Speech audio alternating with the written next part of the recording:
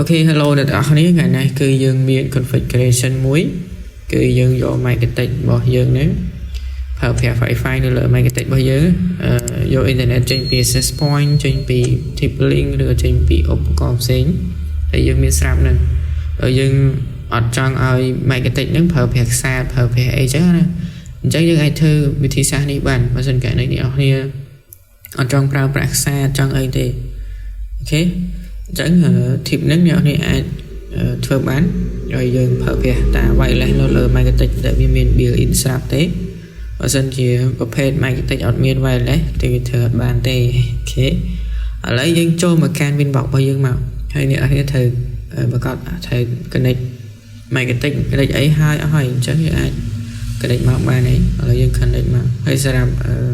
បញ្ជាក់មិញdefault password របស់ marketing គឺអត់មានទេហើយ username របស់វាគឺ admin ហើយចូលមកដល់កន្លែងនេះអ្នកទាំងនេះអាច reset ចោលទៅអញ្ចឹងកន្លែងនេះគឺខ្ញុំអត់ទុក default configuration របស់ marketing ទេនេះ default របស់វាមាន IP មាន bridge LAN ហើយស្រាប់អញ្ចឹងណាអញ្ចឹងខ្ញុំអត់ត្រូវការទុកឲ្យខ្ញុំ remove default configuration ចោលឥឡូវបន្ទាប់ពីយើង remove ហើយវានឹងឲ្យយើង reconnect ឡើងវិញហើយយើងចាំវាតិចសិនអូខេឥឡូវយើង connect ឡើងវិញមកបន្ទាប់ពីយើង connect ឡើងវិញហើយអានេះគឺ old password អត់មានទេយើងវាយតែ new password មក password ថ្មីឥ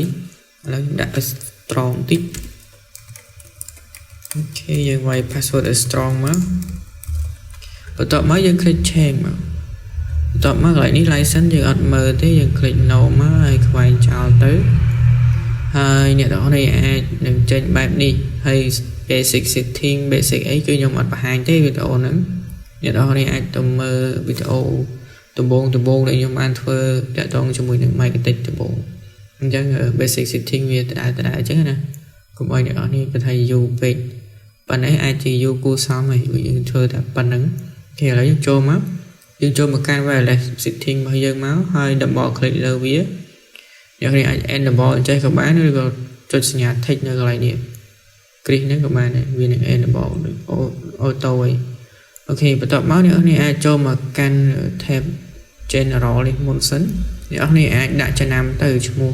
អានេះគឺឈ្មោះចំណាំទេនៅលើ wireless របស់យើងចឹងឥឡូវខ្ញុំដាក់ថាហ្នឹងជា WAN ចុះដោយសារតែយើងឲ្យយក internet ចេញពីឧបករណ៍ផ្សេង wireless ផ្សេងមកអញ្ចឹងខ្ញុំដាក់ WAN ហើយកន្លែងនេះ station mode គឺយើងដាក់វា station mode ហ្នឹងគឺត្រូវហើយគឺយើងត្រូវឲ្យមានន័យថា station mode ហ្នឹងវាដើរតួនាទីដូចជាវាយកដូចជាទូរស័ព្ទអញ្ចឹងគឺវាយក internet ចេញពីឧបករណ៍ផ្សេងមកអញ្ចឹងណាអញ្ចឹង mode ផ្សេងទៀតគឺវាខុសគ្នាអញ្ចឹងអ្នកនេះរើស station mode នេះមក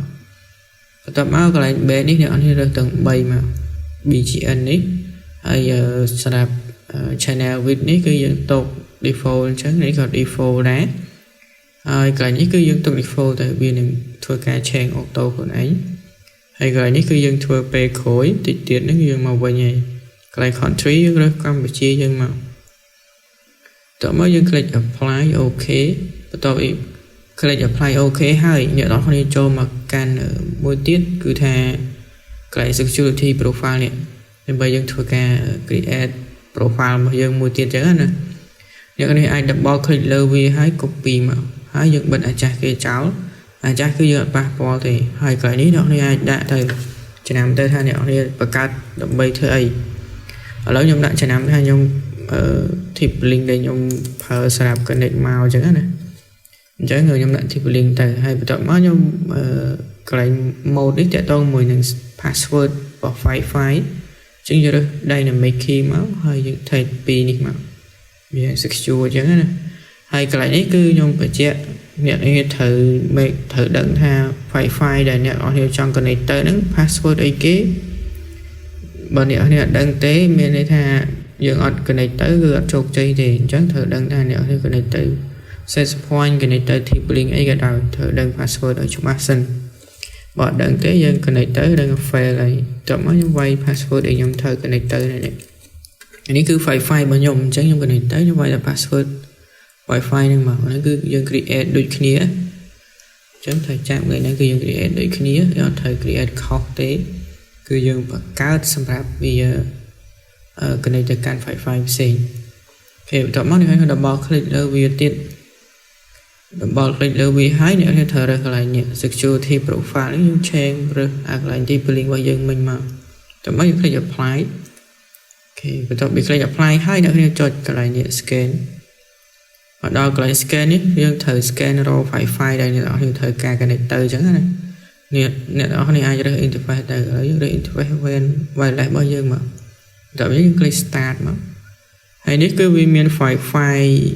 នៅក្បែរយើងវាមានច្រើនណាស់នេះមានហើយចុងក្បែរ20ជាងឯដែរនេះ Wi-Fi អញ្ចឹងយើងរកឈ្មោះ Wi-Fi របស់យើងមកនេះគឺឈ្មោះ Wi-Fi របស់យើងនៅពេលដែលយើងធ្វើការ create password create អីសម្រាប់ password Wi-Fi យើងហើយយើងគ្រាន់តែ click connect មកពេលអ្នកនេះ click connect ហើយអ្នកនេះចាំកន្លែងនេះវាអ្នក connected អញ្ចឹងមកន័យថាយើង connect ទៅកាន់ Wi-Fi របស់យើងបានជោគជ័យហើយអញ្ចឹងអ្នកអាចតន់បិទអ្នកអាចចូលមកកាន់ status នេះមើលសិនទៅវា connected uptime ម៉ោងប៉ុន្តែគេម៉ោងត្រូវអស់ហើយចប់យើង click OK មកហើយកន្លែងហ្នឹងគឺយើងអត់តន់ចាប់ទេយើងគ្រាន់តែ connect Wi-Fi យើងទៅកាន់ Wi-Fi របស់យើងមួយទៀតទេអញ្ចឹងដើម្បីឲ្យវាទទួលបាន IP ពី Wi-Fi យើងត្រូវកាន់មកចូលមកកាន់ IP DHCP client តោះមកយើងចុចសញ្ញាបូក1ហើយរើស interface WAN របស់យើង WAN របស់យើងគឺ wireless របស់យើងនេះអញ្ចឹងយើងរើសមកត្រូវហើយយើង click apply OK មកឥឡូវវាចេញបោនេះ click apply OK មកបន្ទាប់ពី apply OK ហើយអ្នកអាចធ្វើការ ping ទៅកាន់ internet បាននេះអូខេឥឡូវគឺយើងឡើង internet បាននេះអញ្ចឹងគឺវាមានសារៈសំខាន់ណាស់បើសិនករណីខ្លះយើងអត់ចង់ប្រើខ្សែប្រើអីចឹងណាហើយមួយទៀតអ្នកគ្នាត្រូវចូលមកកាន់ Bridge port ធ្វើ Bridge port អីបានហើយចាប់ផ្ដើមដល់ពេលដែលយើងត្រូវការដាក់ IP ដាក់អីឲ្យ LAN យើងបានហើយអញ្ចឹងអ្នកគ្នាអាចចូលមកដាក់មកហើយសម្រាប់ Bridge port add port អីខ្ញុំបានធ្វើច្រើនហើយអ្នកគ្នាអាចចូលមកកាន់វីដេអូខ្ញុំខាងក្រោមគឺខ្ញុំដាក់ link ឲ្យស្រាប់អញ្ចឹងអ្នកអាច connect click ចូលមើលបានthì lấy airport យើងចូលអស់មក